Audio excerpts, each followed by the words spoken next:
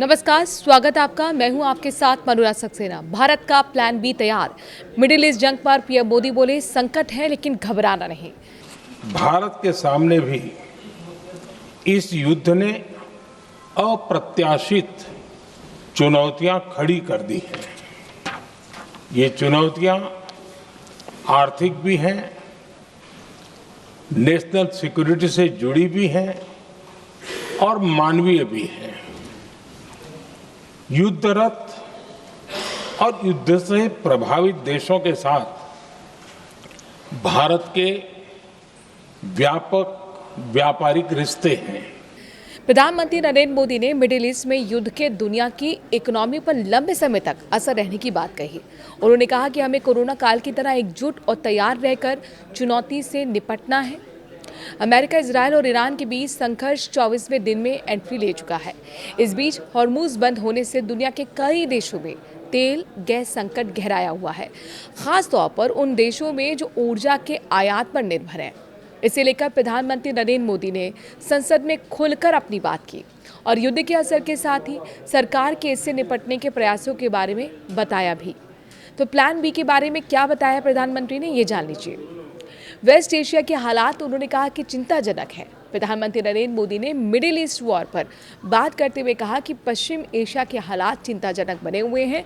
कच्चे तेल गैस की जरूरत का ज्यादातर हिस्सा यहीं से आता है, लेकिन युद्ध के चलते हॉर्मुज स्ट्रेट से जहाज़ों का आना चुनौतीपूर्ण हो गया है। भारत की बात करें, देश में क्रूड गैस से लेकर फर्टिलाइजर्स का आयात इन देशों से होता है और एलपीजी का 60% आयात किया जाता है। मिडिल ईस्ट युद्ध को लेकर प्रधानमंत्री ने कहा कि कमर्शियल जहाज़ों पर हमला और हॉर्मुज में रुकावट मंजूर नहीं है। सरकार वहां से भारतीय जहाज़ों की सुरक्षित आवाजाही के लिए निरंतर प्रयास कर रही है। उन्होंने कहा कि स्थितियों पर पैनी नजर रखी जा रही है और सरकार पूरी तरह से सतर्क मोड में है। भारत की इकोनॉमी मजबूत है। प्रधानमंत्री नरेंद्र मोदी ने भरोसा दिलाया है और बताया है कि मिडिल ईस्ट संकट से दुनिया की अर्थव्यवस्था पर असर और भारत भी खाड़ी देशों में हालात पर नजर बनाए हुए हैं। उन्होंने कहा कि एनर्जी इकोनॉमी की रीढ़ है और इसका बड़ा ग्लोबल सोर्स वेस्ट एशिया है, जो वर्तमान संकट से प्रभावित है। प्रधानमंत्री ने कहा कि भारत पर असर कम से कम हो, इसके लिए सरकार की ओर से रणनीति के साथ निरंतर प्रयास किए जा रहे हैं। उन्होंने भारत की इकोनॉमी को मजबूत करार दिया है। साथ ही उन्होंने सरकार का प्लान भी संसद के अंदर शेयर किया। तेल गैस संकट के बीच प्रधानमंत्री नरेंद्र मोदी ने उस प्लान का भी जिक्र किया, यानी कि प्लान बी का जिक्र किया, जिससे भारत में आपूर्ति को सुनिश्चित रखने में मदद मिल रही है। उन्होंने कहा कि हमने लगातार अपने आयात को डाइवर्सिफाई किया है। पहले भारत सिर्फ 27 देशों से एनर्जी आयात करता था, लेकिन अब यह आंकड़ा बढ़कर 41 हो चुका है। इसके अलावा हमारी रिफाइनरी क्षमता में भी इजाफा हुआ है। आंकड़े शेयर करते हुए प्रधानमंत्री ने बताया कि भारत के पास 53 lakh metric ton crude oil का रिजर्व है। हमारा लक्ष्य 65 लाख मीट्रिक टन का है। हमारा प्रयास है कि हर जरूरी सामान से जुड़े जहाज सुरक्षित भारत पहुंचे। मौजूदा संकट के बारे में जिक्र करते हुए प्रधानमंत्री मोदी ने कहा कि भारत में एलपीजी के उत्पादन बढ़ाया जा रहा है। बीते एक दशक में एथनॉल उत्पादन में तेजी पर काम हुआ है और इसकी वजह से कम पेट्रोल खरीदना पड़ा है। पीएम मोदी ने बताया कि फिलहाल देश में 53 लाख मीट्रिक टन पेट्रोलियम उपलब्ध है।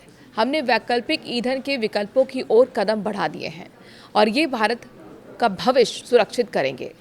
वहीं खाद की किल्लत पर भी प्रधानमंत्री ने खुलकर अपनी बात रखी। तेल गैस संकट के अलावा युद्ध से प्रभावित हुए खाद के आयात पर भी प्रधानमंत्री नरेंद्र मोदी ने अपनी बात रखी। उन्होंने खेती किसानों पर मिडिल ईस्ट वॉर के प्रभाव को लेकर कहा कि खरीफ सीजन की ठीक से बुआई हो सके, इसके लिए खाद की पर्याप्त व्यवस्था है। उन्होंने कोरोना काल का उदाहरण देते हुए कहा कि हमारी सरकार ने कभी भी किसानों में और किसी भी संकट का बोझ नहीं पड़ने दिया है। कोरोना के समय जब दुनिया में खाद की बोरी 3000 रुपये तक पहुंच गई, तब भी भारत में 300 रुपये में उपलब्ध कराई गई थी। प्रधानमंत्री के मुताबिक खाद के आयात में भी विविधीकरण यानी कि डाइवर्सिफाई किया गया है।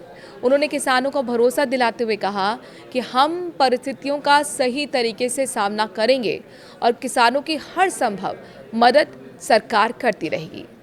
उन्होंने ऐसे समय में राज्य सरकारों से अपील भी की है। कहा है कि कालाबाजारी करने वालों की मॉनिटरिंग जरूरी है और उन पर कड़ी कार्रवाई होनी चाहिए।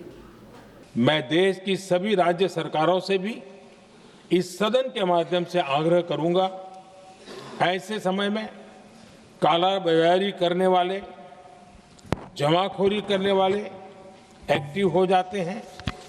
इसके लिए कड़ी मॉनिटरिंग जरूरी है। जहां से भी ऐसी शिकायतें आती हैं, वहां त्वरित कार्रवाई होनी चाहिए।